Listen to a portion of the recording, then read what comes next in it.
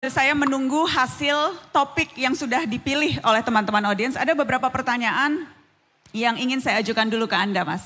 Pertanyaan yang sama juga akan saya ajukan ke bakal calon presiden yang lain. Mas Anies, Anda baca pres yang dideklarasikan paling awal. Oktober 2022 sudah dideklarasikan. Yeah. Dan sejak itu kegiatan politik sudah beragam, termasuk sosialisasi, kampanye ke berbagai daerah. Pertanyaan saya, sudah habis uang berapa, Mas?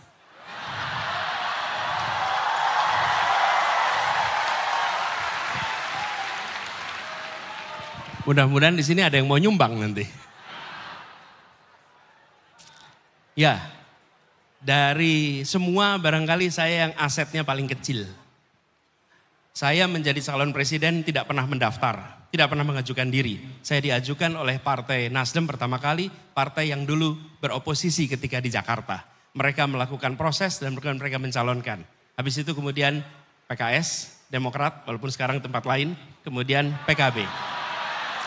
Loh iya dong, saya sebut dong, masa enggak disebut? Nah, terusin dulu ya. Ya. Itu kan modal suara politik. Saya terusin dulu sebentar. Silakan, Mas. Jadi, gerakan yang kami dorong, gerakan perubahan, dilakukan rame-rame. Nah, begitu banyak yang membantu.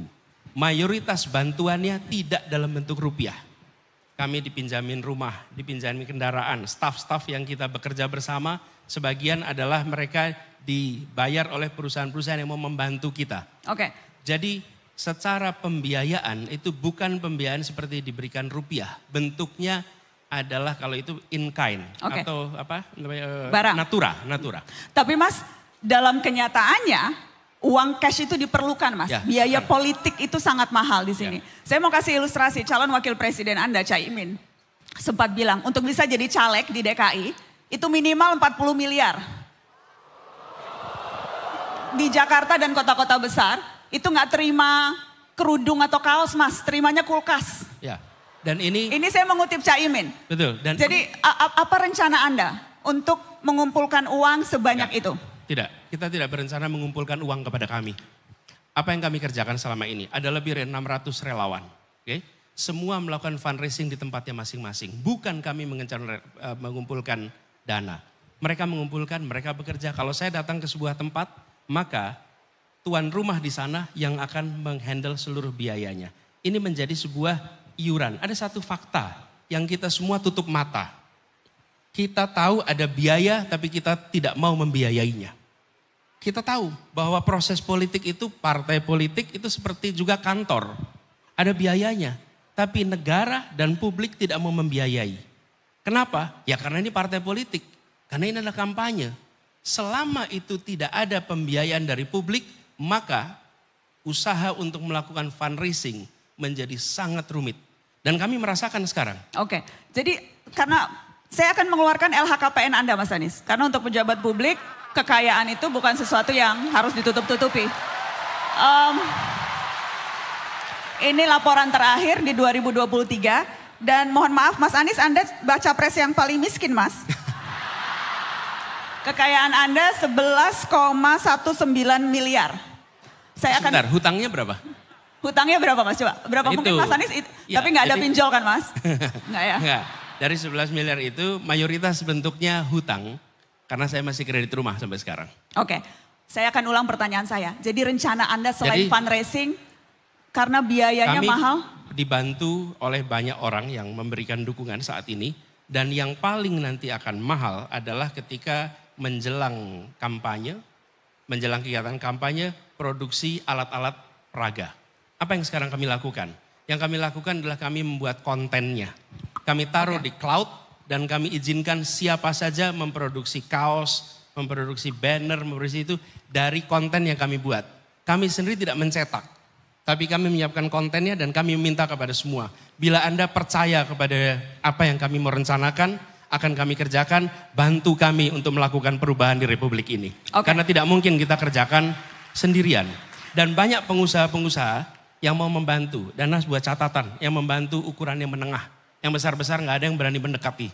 Semua yang besar-besar itu tidak ada yang dekat. Yang mendekati yang tengah-tengah ini semua. Kenapa konglomerat tidak dekat Anies Baswedan? Itu harusnya tanyanya ke mereka tuh. Kenapa nggak dekat? Kan Anda yang menyatakan Anda, jadi saya follow up questionsnya ke Anda Mas Anies. Kenapa? Mereka takut karena? Karena kami mengalami pengusaha-pengusaha yang berinteraksi, bertemu, sesudah itu mereka akan mengalami pemeriksaan. Pemeriksaan pajak, pemeriksaan-pemeriksaan yang lain-lain. Dan ada contoh di Jawa Barat membantu, di Jawa Tengah membantu. Setelah selesai katanya random, tapi 10 perusahaan miliknya semuanya diperiksa pajaknya. Yang katanya random. Apa yang terjadi? Takut orang membantu. Padahal yang mereka kerjakan bukan membantu saya. Mereka membantu relawan, membantu kegiatan untuk ada event. Mereka membiayai semua di daerahnya masing-masing, bukan tempat kita. Mas Anies, supaya bayangkan tidak yang besar. Supaya tidak suzon, saya mau minta klarifikasi. Jadi yang Anda katakan adalah Anda menduga alat negara digunakan untuk mengintimidasi orang-orang yang membantu pencalonan Anda. Apakah seklir itu? Itu laporannya begitu. Alat negara? Ya. Dan itu kalau alat negara berarti yang memerintahkan aparat negara setinggi apa? Saya tidak tahu yang memerintahkan siapa, tapi fakta di lapangannya seperti itu.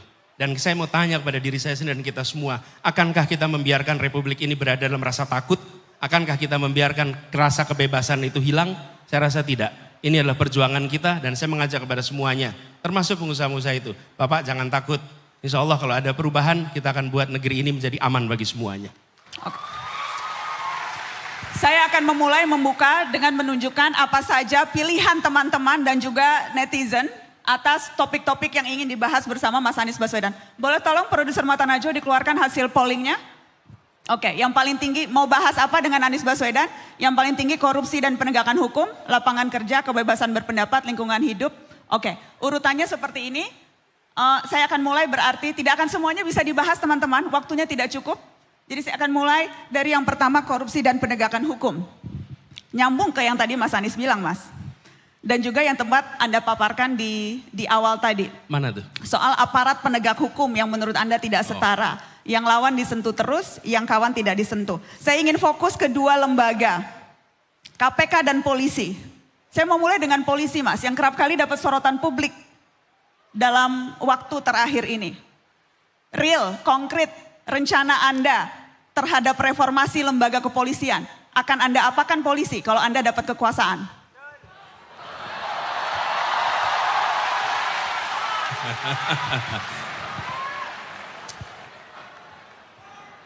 Wih jangan dong, bahaya kalau bubar. Masa bubar? Gini, kita membutuhkan kepolisian yang akuntabel, transparan, bersih.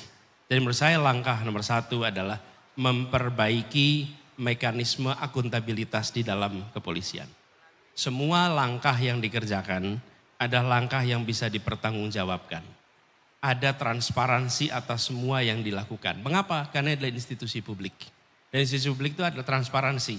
Dari mulai ke aktivitas di tingkat paling bawah, tingkat polsek misalnya, sampai dengan tingkat yang paling atas. Dengan ada transparansi itu, maka akuntabilitas bisa kita laksanakan. Yang kedua, harus ada pengembangan profesionalisme, kompetensi. Ini fakta di lapangan, bahwa banyak sekali saudara-saudara kita yang bertugas di kepolisian tidak mengalami pembekalan yang cukup. Kalau tidak punya keterampilan, pengetahuan, kemampuan untuk bisa menggunakan segala macam teknik baru, maka teknik-teknik lama lah yang akan dipakai. Dalam interogasi, ilmu interogasi sudah berkembang begitu besar. Tapi kalau kita tidak mempelajari ilmu-ilmu itu, maka teknik-tekniknya juga akan teknik-teknik lama. Dan apa yang terjadi? Muncul praktek-praktek penyimpangan. Yang ketiga, institusi polisi harus menjadi contoh di dalam pelaksanakan penegakan hukum.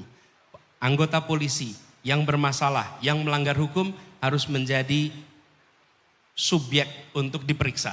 Tidak bisa justru anggota kepolisian itu terbebas bila melakukan pelanggaran. Mereka yang harus menjadi contoh. Dan yang keempat adalah pelibatan publik di dalam pengawasan kepolisian.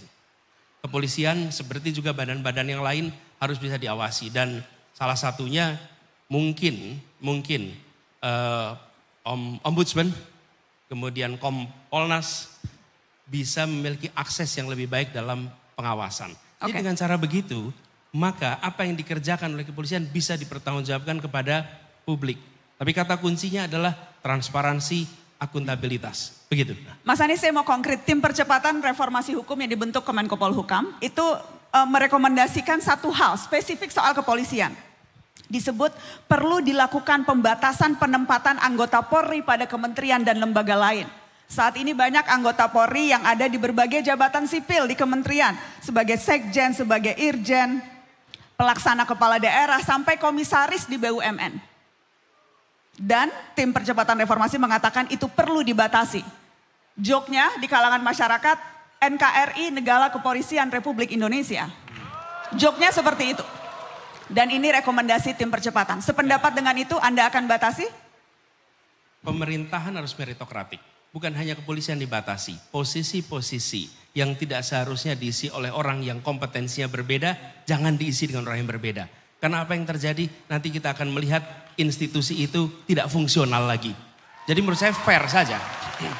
Jadi termasuk dari kampus. Dari kampus bisa menjadi sekjen, bisa menjadi dirjen. Kalau dia memiliki kompetensi yang tepat nggak apa-apa. Tapi kalau nggak boleh.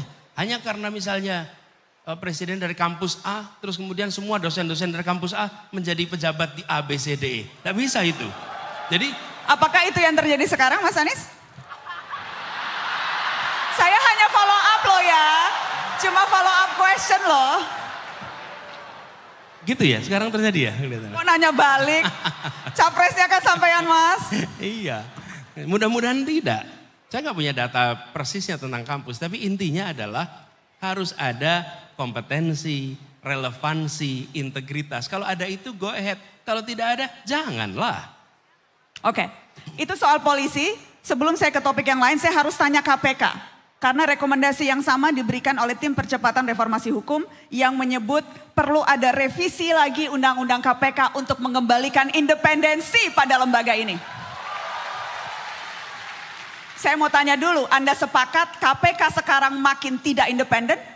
KPK harus independen lagi seperti dulu, ya.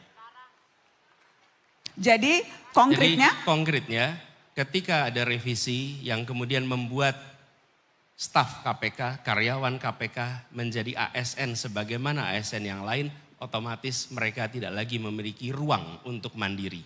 Satu. Yang kedua adalah posisinya yang berada di bawah presiden. Bila di bawah presiden dan diberikan ruang yang bebas, maka itu lain. Tapi kita tidak pernah tahu siapa presiden di masa yang akan datang. Apakah akan selalu memberikan ruang kepada KPK untuk menjalankan tugasnya sesuai dengan kewenangannya. Lalu yang ketiga, nah yang tidak kalah penting, bahwa KPK itu sendiri selain dibuat lebih independen, tapi KPK juga harus bisa diawasi. Tidak ada malaikat di negeri ini. Ini adalah semuanya manusia dan manusia punya kecenderungan mendapatkan kekuasaan, dia bisa abuse kekuasaan itu. Termasuk juga yang berada di dalam KPK. Okay. Ya dimandirikan, ya diberikan kewenangan yang cukup untuk memberantas korupsi karena praktek korupsi sudah begitu masif, tapi juga harus ada mekanisme pengawasan yang baik sehingga KPK tidak menjadi sebuah badan yang justru merusak praktek pemberantasan korupsi. Mas Anies, saya harus tanya supaya tidak ada suuzon di antara kita. Jawaban Anda soal KPK harus independen, apakah itu dipengaruhi oleh fakta bahwa KPK belasan kali menggelar ekspos Formula E dan calon wakil presiden Anda juga sudah diperiksa KPK? Saya tidak tahu berapa kali KPK melakukan gelar perkara. Tapi saya percaya bahwa KPK akan menjalankan tugas itu dengan benar. Kenapa? Karena mereka harus bertanggungjawabkan pada publik apa yang mereka kerjakan. Dan saya percaya bahwa sejauh ini terkait dengan pelaporan-pelaporan itu semua, mereka jalankan itu sesuai dengan prinsip-prinsip yang benar. Kenapa? Masih banyak orang-orang baik yang bertahan, yang selalu akan menjaga integritas di dalam tubuh KPK. Itu harapan kita, itu andalan kita. Baik, Mas Anies, saya akan ke topik kedua yang dipilih oleh audiens. Tadi lapangan kerja Mas Anies. Anda sempat menyebut, tadi juga Anda sebutkan, salah satu prioritas Anda penyediaan lapangan kerja. Bukan hanya di kota besar, tapi juga di kota menengah kecil. Sehingga anak muda tidak harus pindah ke kota besar untuk dapat pekerjaan. Ya. Konkretnya bagaimana Mas? Bagaimana agenda prioritas itu bisa Anda wujudkan? Pelaku ekonomi mikro adalah penyedia lapangan pekerjaan yang paling cepat dan paling banyak. Paling cepat, paling banyak. Itu pelaku ekonomi mikro. Misalnya saya beri contoh. Sewa sebuah garasi, sewa sebuah lahan, diubah menjadi sebuah warung, diubah menjadi tempat konveksi, itu langsung dia menyerap tenaga kerja. Cepat sekali. Nah, sektor mikro ini mayoritas informal. Nah, sistem pembiayaan kita itu mengasumsikan hanya membiayai sektor formal. Jadi usaha-usaha yang formal mudah mendapatkan akses perbankan. Tapi usaha-usaha yang sifatnya informal dan mikro, persyaratan perbankannya rumit sekali. Jadi konkretnya melakukan reform di dalam perizinan untuk mikro supaya lebih mudah.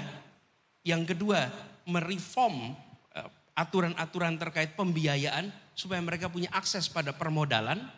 Dengan ada itu, maka mereka bisa mengakses pasar. Saya beri contoh, nah di Jakarta. Di Jakarta ini banyak sekali yang usaha rumahan itu tidak bisa mengakses pasar online. Kenapa tidak bisa akses online? Karena nggak punya izin. Kenapa nggak punya izin? Karena dia usahanya dalam rumah. Begitu dia mengajukan izin, lalu Pemprov DKI akan bilang tidak diizinkan, Anda bukan di zona usaha. Lah padahal zona usaha cuma daerah tertentu, ini usaha di dalam rumah. Apa yang terjadi? Kami ubah aturan itu. Sekarang semua wilayah di Jakarta selama itu usaha rumahan, mereka bisa berusaha di rumahnya. Langsung punya namanya IUMK, izin usaha mikro kecil, langsung punya NPWP, langsung mereka bisa jualan ke pasar-pasar online. Apa yang terjadi? Perhatikan 4 tahun terakhir ini. Dulu yang berjualan di pasar-pasar online adalah makanan-makanan kelas menengah ke atas. Hari ini warung pecel lele di pinggir jalan pun bisa berjualan secara online. Kenapa? Karena mereka punya izin usaha, karena mereka punya NPWP, dan mereka bisa akses kepada pasar. Jadi usaha anak muda untuk bisa mendapatkan pekerjaan itu disambungkan dengan penumbuhan mikro. Nah, anak-anak muda punya banyak sekali ide, gagasan untuk usaha. Tapi mereka akan selalu kesulitan untuk bisa mendapatkan tempatnya bila aturan kita tidak diubah. Lalu dorong agar pembiayaan dari pemerintah lewat BUMN, bank-bank BUMN, lewat bank-bank swasta diberi insentif. Agar mereka membiayai aktivitas-aktivitas yang sifatnya mikro. Dan ini bisa dikerjakan di seluruh Indonesia. Dengan cara seperti itu, maka lapangan pekerjaan akan meluas sekali. Bukan hanya sektor, ada satu lagi namanya reindustrialisasi. Kita harus membangun kembali industri-industri baru di berbagai wilayah Indonesia sebagaimana industrialisasi pernah kita lakukan di era 70-an, 80-an, awal 90-an. Kita harus lakukan itu di berbagai wilayah. Supaya apa? Produk-produk yang dikonsumsi di seluruh Indonesia tidak hanya diproduksi di kawasan Jawa. Perhatikan, banyak sekali di Papua, di Kalimantan, di Sulawesi. Ketika tanya produk ini dibikin di mana? Produknya dibikin di Jawa. Ongkos logistiknya mahal. Kita harus melakukan reindustrialisasi. Itu kira-kira jawabannya. Baik, terima kasih. Kita kasih tepuk tangan untuk Mas Anies Baswedan.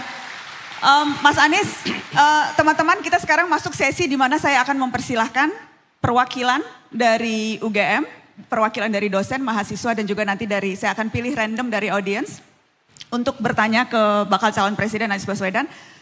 Saya kasih kesempatan ini kalau dosen sudah ditentukan lebih dulu dan saya mendapatkan nama yaitu Dr. Mada Sukmajati.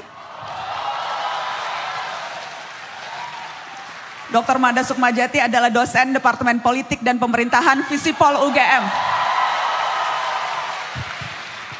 Silakan. Langsung ya Mbak Nana. Silakan langsung. Terima kasih Mbak Nana atas waktunya. Selamat sore Pak Anies. Salam sehat selalu dan selamat datang kembali ke kampus biru, kampus kita bersama. Pak Anies, partai-partai politik yang mencalonkan Pak Anies ini kan memilih nama koalisi perubahan. Jadi tentunya nama ini merupakan fondasi utama dari berbagai program yang nanti akan diusung oleh Pak Anies bagaimana beberapa tadi sudah disampaikan. Nah pertanyaan saya ini sejauh mana sebenarnya perubahan ini akan Pak Anies implementasikan? Apakah perubahan total begitu? Perubahan mayor atau minor? Kalau dalam ujian skripsi ini revisinya revisi minor, revisi mayor atau ujian ulang gitu Pak Anies. Nah, mungkin mohon itu bisa diberikan respon dulu secara gambaran besar apa kira-kira visi perubahan itu yang kemudian akan diimplementasikan oleh Pak Anies, apalagi jika dibandingkan dengan berbagai program yang sekarang ini sudah diselenggarakan oleh pemerintah. Ada follow up question apa cuma ini aja? Baik, silakan Mas Anies. Nanti kalau ada waktu saya akan kasih kesempatan untuk follow up, tapi tergantung waktunya ya Pak. Silakan dijawab dulu Mas Anies. Ya, pertama gagasan perubahan itu Pak mungkin berbeda dengan skripsi. Kalau skripsi barangnya udah jadi Pak kemarin. Jadi kalau kita kotak-atik itu barang. Kalau ini adalah kita bicara Indonesia ke depan, produk berikutnya. Apa yang sudah dikerjakan sampai dengan sekarang itu dimulainya bukan 2014, bukan dimulai 2019, bukan dimulai 2009. Ini dikerjakan 1945. Jadi kita ini sebagai bangsa memutuskan kami merdeka untuk meraih keadilan sosial. Itu dikatakan tahun 45. Tiap 5 tahun kita berhenti sejenak. Untuk apa? Kalibrasi. Apakah kita masih menuju kepada tujuan kita? Tiap 5 tahun kita berhenti. Dan disitulah kita 2024 akan berada. Jadi ini bukan soal melanjutkan atau tidak melanjutkan yang dikerjakan 5 tahun, 10 tahun ke depan, ke belakang. Tapi ini soal bagaimana kita meraih yang kita tuju ketika Republik ini didirikan. Jadi Prof. Made, yang menjadi gagasan dari kita tentang perubahan adalah memasukkan unsur keadilan di dalam kebijakan-kebijakan yang dibuat. Kebijakan rekrutmen mahasiswa baru, sudahkah mencerminkan prinsip keadilan? Sudahkah siapa saja berhak mendapatkan kesempatan yang sama? Itu pertanyaan sederhana. Kalau belum, koreksi. Pembangunan infrastruktur, sudahkah pembangunan infrastruktur memberikan manfaat yang setara bagi semua? Saya contoh konkret, banyak yang bertanya tentang jalan tol.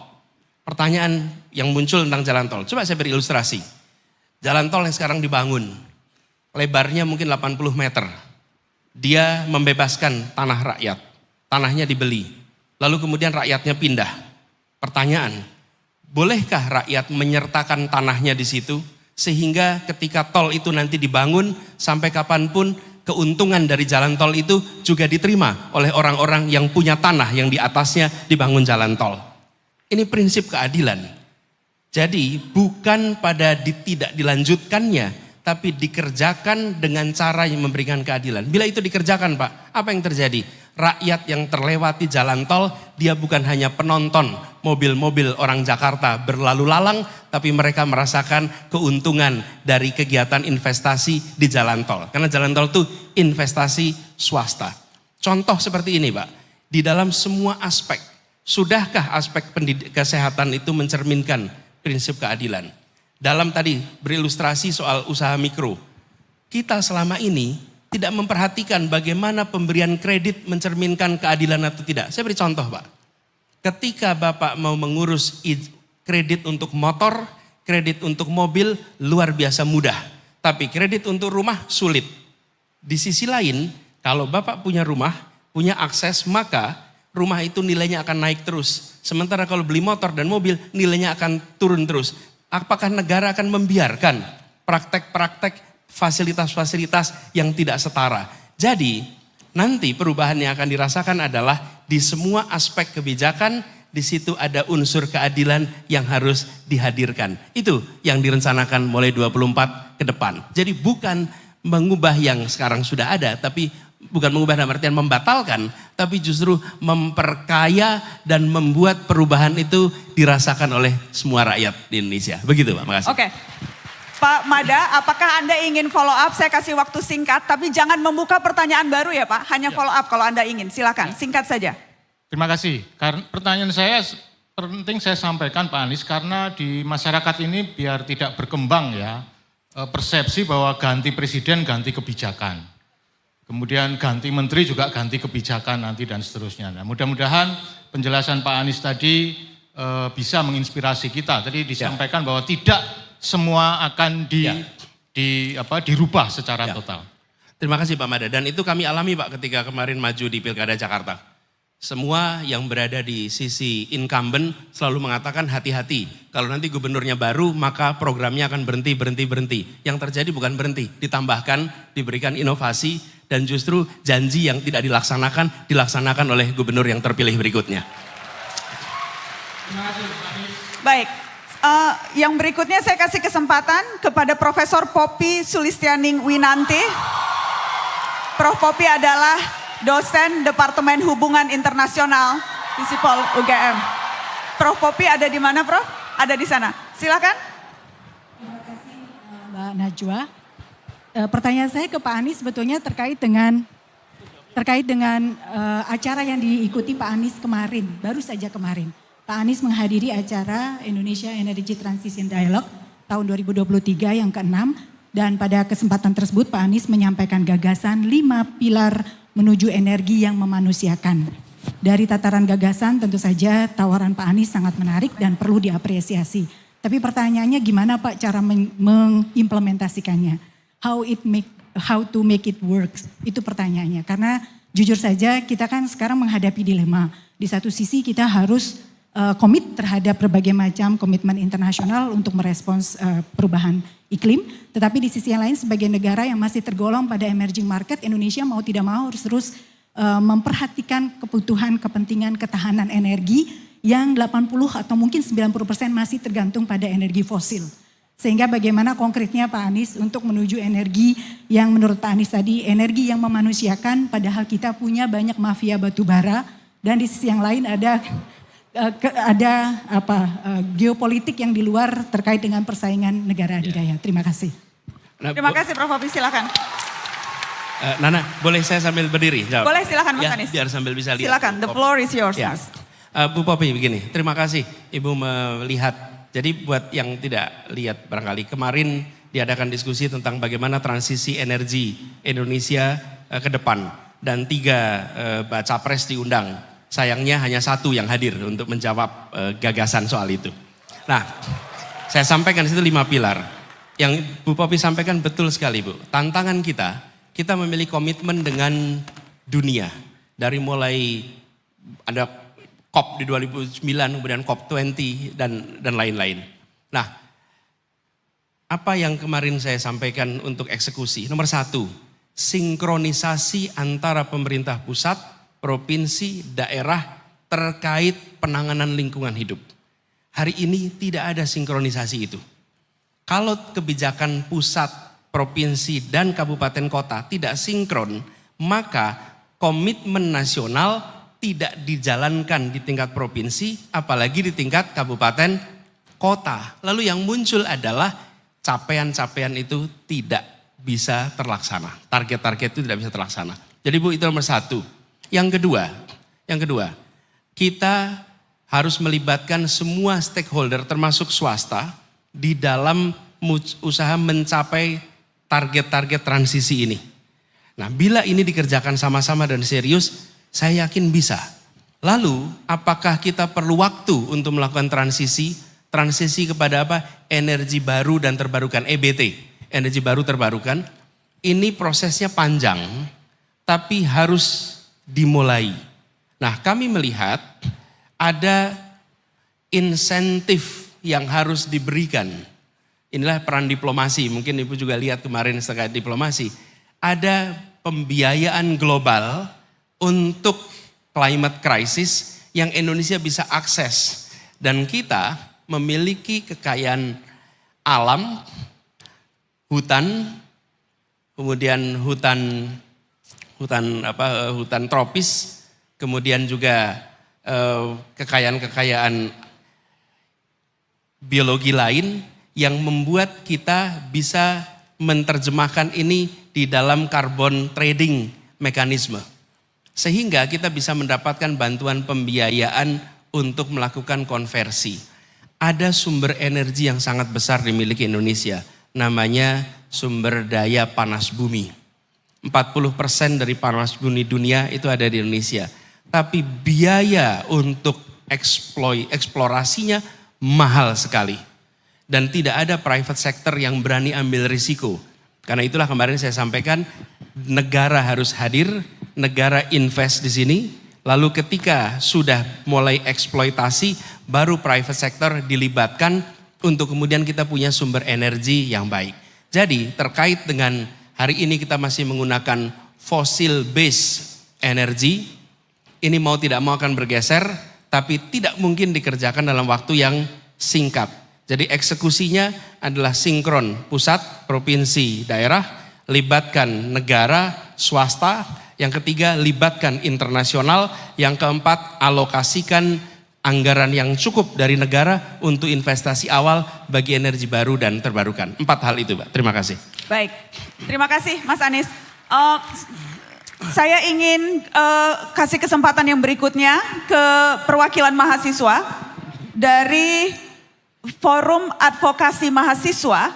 Ada Divana Anarcia Riale atau Arsya. Arsya ada di mana? Silakan Arsya. Baik, cek. Baik, terima kasih banyak atas waktunya Mbak Nana. Selamat sore Pak Anies. Perkenalkan, nama saya Arsya. Saya adalah mahasiswi Departemen Politik dan Pemerintahan Visipol UGM. Jadi karena saya adalah seorang mahasiswa Pak, saya tuh tertarik dengan isu pendidikan tinggi yang Pak Anies bawa. Yang saya tangkap tadi dari paparan Pak Anies tuh untuk melawan komersialisasi pendidikan tinggi dan juga untuk menjamin adanya akses pendidikan tinggi, Pak Anies ingin menghadirkan negara di dalam mengatasi problem-problem ini. Pertanyaan saya Pak, satu saja sih, cuman mungkin agak panjang. Serealistis apa sih Pak gagasan untuk menghadirkan negara untuk mengatasi masalah akses pendidikan tinggi ketika kita itu berbicara mengenai pengadaan pendanaan Pak? Karena, mungkin sebentar Mbak. Silakan. Karena dari gagasan-gagasan lain yang tadi sempat Bapak sampaikan, saya mendapati ada satu karakteristik yang sama, yaitu gagasan-gagasan Bapak itu butuh uang yang tidak sedikit. Misalkan Pak, ada gagasan untuk intervensi negara dalam hal ibu hamil dan juga anak, di mana negara mendampingi pada saat itu. Ada juga mengenai akses kesehatan murah, ada juga mengenai pengadaan bangku sekolah dasar agar tidak berbentuk piramida mengerucut ke atas. Ada juga tentang tadi insentif kepada bank-bank swasta agar UMKM itu tuh bisa terdorong. Baik, Nah, boleh dipersingkat Arsya, saya harus kasih kesempatan mahasiswa lain.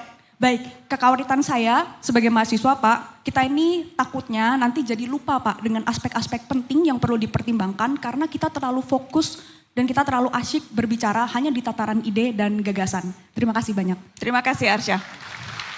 Langsung atau yang lain dulu sekalian? Bisa silakan dijawab Mas. Satu-satu langsung? Ya. Oke. Jadi begini Arsya. Pengeluaran untuk kesehatan dan pengeluaran untuk pendidikan jangan dipandang sebagai cost. Kalau itu dipandang sebagai cost, maka kita akan selalu bicara bagaimana mengecilkan. Pandang ini sebagai investasi. Investasi. Begitu itu dipandang sebagai investasi, maka yang kita pikirkan apa kembaliannya besok. Apa kembaliannya besok. Dan ketika kita investasi dengan program posyandu yang masif di seluruh Indonesia, memastikan bahwa dari mulai ibu hamil itu ada pasokan nutrisi yang sehat, maka itu investasi karena besok kita akan ketemu anak-anak yang tidak stunting, anak-anak yang ototnya kuat, anak-anak yang otaknya kuat, yang kemudian mereka bisa menjadi mahasiswa yang baik di kemudian hari. Ini returnnya berpuluh tahun. Kebanyakan kita yang berada dalam politik ingin mengerjakan yang 5 tahun lagi bisa difoto dan dipaparkan menjelang pemilu berikutnya. Sudah saatnya kita mengubah kebijakan-kebijakan dibuat untuk membangun manusia dan bangsa kita menjadi maju dalam jangka panjang. Itu investasi. Itulah sebabnya mengapa saya katakan tadi hal-hal yang dasar biayanya besar. Tapi ini adalah investasi yang nantinya kita akan ambil buahnya. Mengapa kita mau keluarkan uang begitu banyak membangun jalan tol, membangun jembatan, membangun airport. Karena kita tahu ini investasi yang akan menggerakkan perekonomian. Seperti juga ketika kita membangun sekolah, bangku yang cukup. Ketika kita bentuknya piramida, Arsya, tegakah kita bilang kepada ibu yang tempatnya di pelosok sana, Bu, anak ibu lahir tapi kami bisa pastikan anak ibu gak mungkin dapat SMA. Karena gak ada SMA di tempat ini. Tega gak kita katakan itu pada dia? Gak mungkin. Kita harus bisa bangun sekolah di tempat itu. Jadi memang itu perlu biaya. Tapi kita ingat biaya yang atau pengeluaran yang dikeluarkan itu mencerminkan prioritas. Kalau kita lihat APBN kita dalam waktu 15 tahun terakhir ini mengalami lonjakan yang cukup tinggi. Tapi kebanyakan dari biaya itu justru dikeluarkan untuk biaya yang sifatnya operasional. Kita harus geser agar lebih banyak untuk biaya pembangunan dan biaya pembangunan untuk manusia. Contoh yang sudah berhasil melakukan ini mana? Semua negara maju di Asia. Mereka maju karena investasi pada kualitas manusia sejak dulu. Korea Selatan, Cina, Jepang, Singapura, Taiwan. Mereka sudah mengerjakan berat di awal. Tapi sekarang mereka merasakan buahnya. Bahwa mereka memiliki kualitas manusia yang baik. Komitmen itu harus ada dan itu dari mana? Dari negara. Terima kasih. Mas Anies, izinkan saya untuk follow up singkat. Konkretnya kalau perguruan tinggi bagaimana Mas? Karena biaya kuliah makin mahal, tabungan orang tua selama 18 tahun sejak anaknya lahir dan lulus SMA itu tidak cukup untuk membiayai UKT yang semakin tinggi Mas Anies. Konkretnya apa peran negara di sini? Jadi begini, saya beri contoh. Biaya untuk mengelola perguruan tinggi itu besar. Tidak kecil, ini Bu Rektor tahu persis, biayanya besar. Persoalannya mau dibebankan kepada siapa beban ini. Menurut saya negara harus memberikan lebih banyak dari yang sekarang diberikan. Lebih besar. Dan menurut saya mampu. Hanya soal kita mau mengerjakan apa tidak. Kami pekerjakan di Jakarta, Bu. Di Jakarta itu ini tidak masuk dalam janji. Waktu kampanye nggak ada janji ini. Tapi apa yang terjadi? Saya menyaksikan anak-anak yang bukan dari keluarga miskin. Kalau keluarga miskin ada programnya. Problem utamanya di kita itu adalah mereka yang sedikit di atas miskin. Mereka yang orang tuanya UMP plus minus UMP. Itu mereka yang tidak bisa mendapatkan biaya. Kalau yang miskin sekalian banyak bantuannya. Dan ada Dapodik, ada data bantuan sosial. Mereka yang sangat miskin dan miskin dapat. Problem kita itu apa? Memikirkan yang miskin saja. Yang di tengah-tengah nggak ada yang ngebantuin. Dan yang di tengah-tengah inilah yang jadi masalah. Nah, saya beri contoh, Jakarta saja sebagai provinsi nih. Mereka yang statusnya orang tuanya UMP plus minus 10%. Jadi gaji UMP 10%, mereka itu mendapatkan bantuan beasiswa dari pemerintah DKI 9 juta rupiah per semester. Dan itu diberikan pada 14.000 mahasiswa dan kuliah di mana saja. Syaratnya apa? Diterima di perguruan tinggi negeri. Jadi kalau pemerintah kota saja itu bisa memberikan, saya yakin bila ada kemauan politik maka kita akan bisa berikan alokasi yang cukup. Sehingga kampus-kampus bisa menjadi rumah belajar bagi mereka yang berasal dari keluarga yang di tengah ini. Bukan hanya yang di bawah dan di atas. Baik, terima kasih Mas Anies. Saya akan kasih kesempatan ke floor untuk bertanya ke Mas Anies. Boleh lampunya diterangin supaya mata Najwa bisa melihat lebih jelas? Yang mau bertanya? Oke. Oke, boleh saya minta yang berbaju kuning yang mengangkat di situ, boleh ke sana dan nanti saya akan ke atas di sebelah sana. Boleh yang berbaju kuning dulu langsung pertanyaannya?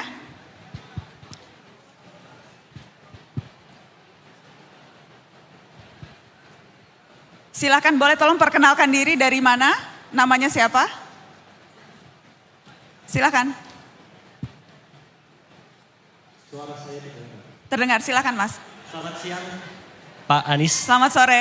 Selamat sore. Perkenalkan nama saya Mumtaz dari Fakultas Ekonomika dan Bisnis, jurusan manajemen. Saya aktif di Syariah Economics Forum, Pak Anies. Siap. Oke, jadi pertanyaan saya singkat saja Pak Anies. Saya meyakini bahwa ekonomi syariah adalah solusi dari permasalahan ekonomi di Indonesia saat ini. Pertanyaan singkatnya adalah bagaimana Pak Anies memandang ekonomi syariah dan apa langkah-langkah Pak Anies ke depannya untuk ekonomi syariah di Indonesia. Baik. Karena mengingat Indonesia adalah negara dengan kaum muslim terbesar dan ekonomi syariah memang hal yang masih bisa dikembangkan secara lebih mendalam lagi, lebih lanjut lagi, lebih jauh lagi. Terima kasih Mas Mumtaz. Kita kasih tepuk tangan untuk Mas Mumtaz dari Fakultas Ekonomi UGM. Silakan dijawab Mas Anies. Nih Mumtaz ini adik kelas kalau gitu. Sama-sama ekonomi ya Mas? Sama-sama ekonomi, sama-sama manajemen. Gini, prinsipnya yang kami bawa dari tadi adalah soal keadilan. Dan ketika berbicara tentang prinsip ekonomi syariah, prinsipnya adalah bagaimana itu bisa berkeadilan. Dan pembiayaan berbasis syariah, perekonomian berbasis syariah Setahu saya bukan hanya untuk customer beragama Islam. Sistemnya memang berbasiskan syariah, tapi penggunanya bisa siapa saja dari latar belakang agama apa saja. Jadi manfaatnya bisa diraih semua. Saya melihat Indonesia tempat yang potensial untuk itu berkembang.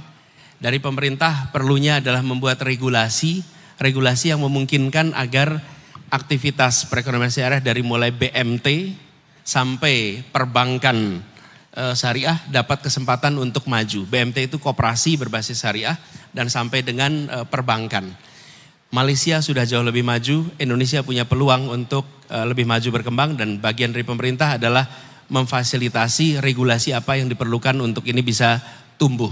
Karena ini bukan dikerjakan oleh negara, tapi dikerjakan oleh non-negara. Tapi itu adalah ide yang baik terkait dengan menghadirkan keadilan. Baik, sebelum saya lempar ke teman-teman yang ada di atas, saya ingin kembali lagi ke Slido, ke polling tadi. Karena saya ingin mengajukan pertanyaan ini, karena ini pertanyaan yang juga paling tinggi diminta untuk dibahas. Yang tadi adalah kebebasan berpendapat. Saya masih pakai patokan yang tadi, boleh saya minta kebebasan berpendapat? Mas Anies, saya akan bertanya itu, dan pertanyaannya sederhana saja. Soal kebebasan berpendapat, Mas. Apa tuh? Kalau diminta kasih skor nilai 1 sampai 10. Seberapa atmosfer kebebasan berpendapat di negeri ini menurut Anda? Ini di sini udah pada aja semua.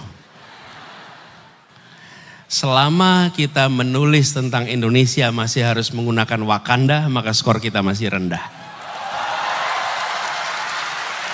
Selama kita masih harus menggunakan nama-nama selain kita sendiri untuk mengungkapkan apa yang menjadi pikiran kita, maka skor kita masih rendah. Jadi sudah tidak boleh lagi ada rasa takut dalam berekspresi. Ini ya, demokrasi. Di kampus ini kita memperjuangkan kebebasan berbicara. Saya waktu itu mahasiswa di sini. Dan kita menolak segala macam pelarangan atas kebebasan pers. Ketika waktu itu di Bredel, Bulak Sumur depan sana menjadi saksi bahwa mahasiswa di Jogja bergerak paling awal untuk melawan pembredelan semua media-media pada masa itu. Hari ini kampus ini harus terus juga begitu. Jadi menurut saya kebebasan berpendapat hari ini di Indonesia sedang bermasalah. Jadi nilainya berapa, Mas? Skor angkanya mungkin sekitar 5 dan 6. Ya? 5 atau 6, Mas? Karena kalau 6 udah lulus, 5 tuh gak lulus, Mas. Ada juga nggak lulusnya 7. Jadi ini 5. Kalau begini, angka itu ya bisa meredusir kompleksitas ya. Jadi kita bisa terjebak di dalam kuantifikasi. Nanti bisa menyebut 7, 8, nanti itu sen saja. Dan kita tidak bisa sesederhana sekedar angka saja. Tapi menurut saya kita masih jauh dari harapan sekarang. Dan itu tadi saya katakan, bila ungkapan-ungkapan ini dan kampus-kampus kita menyaksikan dosen yang diperiksa, dosen bahkan dibawa ke proses kriminal hanya karena mengungkapkan pandangan dari mulai di Aceh, bahkan dosen UGM lalu 2020 ada dosen yang mengalami hal yang sama di tempat ini. Dan ini yang harus diubah. Kita harus memberikan, apalagi di kampus, ruang kebebasan berekspresi. Mengkritik pemerintah itu sah dan itu boleh apalagi dilakukan oleh kampus-kampus. Kenapa ini terjadi?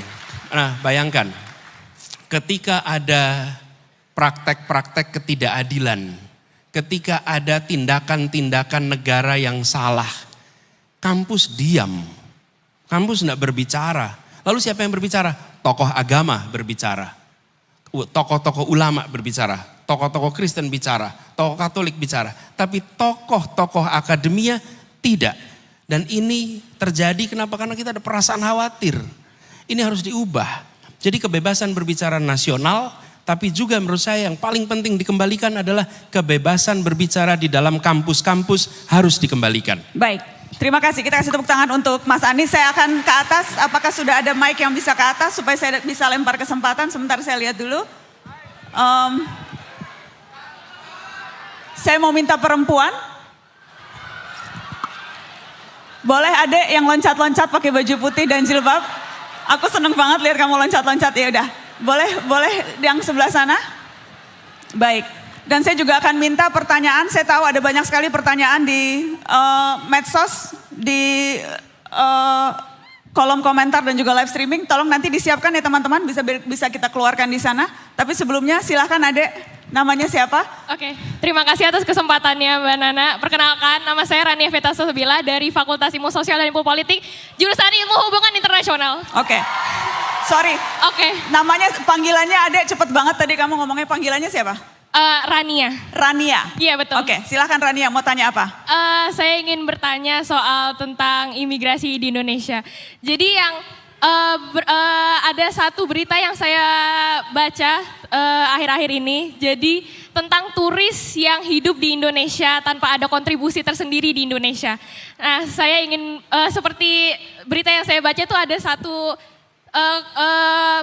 kelompok turis yang membuat perumahan tersendiri di Bali, tapi mereka tidak membuat kontribusi tersendiri di Bali itu sendiri. Mereka tidak bisa dibilang turis, tapi tidak bisa dibilang warga Indonesia. Jadi apa yang akan Bapak Anies lakukan untuk regulasi imigrasi tersendiri? Terima kasih. Terima kasih Rania, silakan Mas Anies. Rania, makasih. Sebenarnya penegakan aturan dengan adanya sistem informasi yang lebih baik, maka kedatangan, kepulangan itu harus terkendali. Apalagi statusnya sebagai turis. Turis itu by definition sementara, namanya juga turis. Dia kesini untuk tur. Dan ketika periode turnya selesai, ya dia harus pulang. Nah, seringkali kita tidak melakukan pengawasan, tidak melakukan penindakan, dan seringkali belum tentu punya sistemnya. Jadi menurut saya laksanakan aturan, perbaiki sistemnya, tindak mereka yang melanggar, dan gampang sekali kalau turis itu. Tinggal diantar ke airport, masukkan pesawat, dan bye-bye. Silakan pulang ke kampung halaman Anda, selesai. Baik, Mas Anies, ada pertanyaan yang muncul dari live streaming. Bahrudin, jika terpilih menjadi Presiden RI pada 2024, bagaimana Bapak memilih menteri di kabinet yang Bapak pimpin? Satu, kompeten. Memiliki kompetensi yang relevan dengan bidangnya. Dua, berintegritas. Punya rekam jejak yang baik, tak bermasalah. Di Republik ini banyak sekali orang yang dituding bermasalah, walaupun senyatanya tak bermasalah. Tapi ada juga orang yang sesungguhnya bermasalah, tapi selalu lolos dari pemeriksaan. Jadi berintegritas. Yang ketiga, dia memiliki rekam karya yang baik, rekam kerja, rekam kinerja yang baik.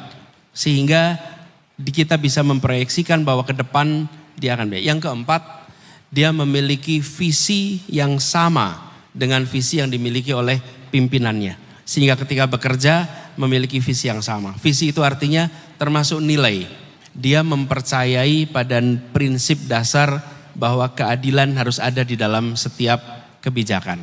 Kira-kira 4 itu minimal kriteria yang digunakan. Baik, saya ingin langsung ke pertanyaan yang sudah muncul di media sosial. Boleh tolong dikeluarkan pertanyaannya? Ya, untuk semua capres mau tanya bagaimana cara dan solusi jika kita menjadi sandwich generation. Jadi harus membiayai orang tua juga. Jadi kejepit mas sandwich di atas dan di bawah.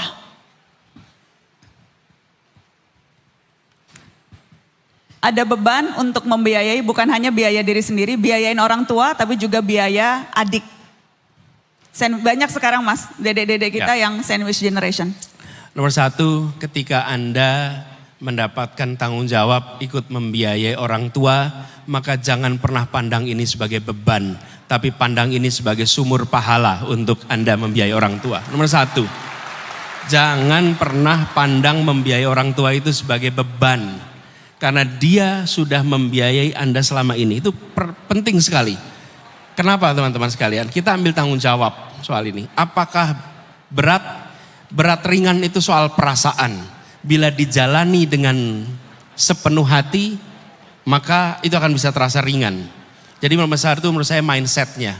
Yang kedua tentu cari kesempatan. Dan cari kesempatan ini Teman-teman sekalian, ketika Anda dapat beban sandwich begini, ingat teman-teman, ini sesungguhnya adalah masa pembelajaran yang di kemudian hari hampir pasti Anda punya pengalaman mengelola beban yang besar. Anda ketika nanti memimpin, Anda ketika punya tanggung jawab, Anda punya pengalaman pengelolaan beban yang lebih tinggi. Jadi saya ingin usul pada teman-teman, jangan berharap segalanya serba ringan, segalanya serba enak. Ketika Anda ketemu tanggung jawab ekstra, pandang ini sebagai persiapan untuk dapat tanggung jawab lebih besar di kemudian hari. Jadi cari peluang, cari kesempatan yang ulet. Kalau orang lain hanya belajar, kemudian di kosan, Anda harus belajar dan bekerja. Dan seberat-beratnya apa yang Anda alami, Anda boleh bilang pada diri sendiri, saya bukan orang pertama yang melewati ini. Pasti ada orang lain sebelum saya melewati ini. Dan if they survive, I will survive. Gitu kira-kira. Baik.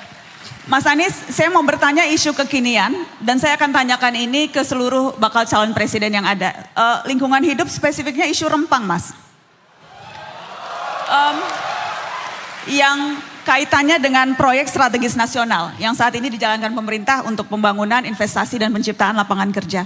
Karena kalau kita lihat dampak dari PSN ini, konflik agraria terus muncul dan kadang menimbulkan korban kekerasan. Ada datanya Mas, catatan konsorsium pembaruan agraria. Setidaknya ada 32 letusan konflik agraria dan 11 diantaranya terkait dengan proyek strategis nasional. Apakah konsep dan pendekatan saat ini yang dilakukan oleh pemerintah saat ini dalam rangka mempercepat pertumbuhan ekonomi akan diganti dengan kebijakan lain? Apakah Anda punya strategi pendekatan yang berbeda? Ya, jadi begitu sebuah kegiatan itu menjadi PSN, maka akan ada deretan kemudahan yang diberikan. Kan gitu kira-kiranya. Supaya eksekusinya menjadi cepat. Itulah sebabnya program-program yang dimasukkan menjadi PSN, maka dia akan bisa berjalan lebih cepat dibandingkan tidak masuk pada PSN. Idenya untuk mempercepat itu fine. Karena itulah kita yang harapkan untuk bisa meraih kesejahteraan lebih cepat.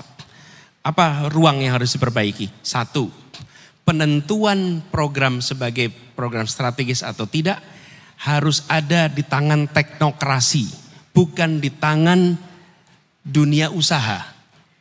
Kalau itu dibalik, proposalnya dari dunia usaha, pemerintah hanya memberikan stempel, maka muncullah masalah banyak sekali. Dimulai dari teknokrasi. Dari mana itu? Kita punya RPJP, kita punya RPJMN. Kemudian dari sini diterjemahkan dalam bentuk program. Mana yang diputuskan menjadi strategis, nasional, mana yang tidak. Jadi penentuan PSN-nya itu kunci.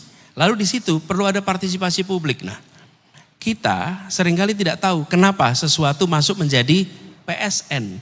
Harus ada transparansi agar program-program yang masuk PSN bisa dipertanggungjawabkan. Sehingga ini bukan menjadi tempat untuk titipan. Kalau tempat untuk titipan apa yang terjadi? Siapa saja bisa titip dan kita tidak tahu apa prosesnya, apa dampaknya, semuanya masuk di dalam kategori PSN. Jadi gagasan PS-nya sendiri itu bukan gagasan yang bermasalah. Tetapi kriteria masuk PSN-nya harus dibuat transparan, jelas. Yang kedua, prosesnya teknokrasi. Apa yang saya maksud proses teknokrasi? Begini, teman-teman.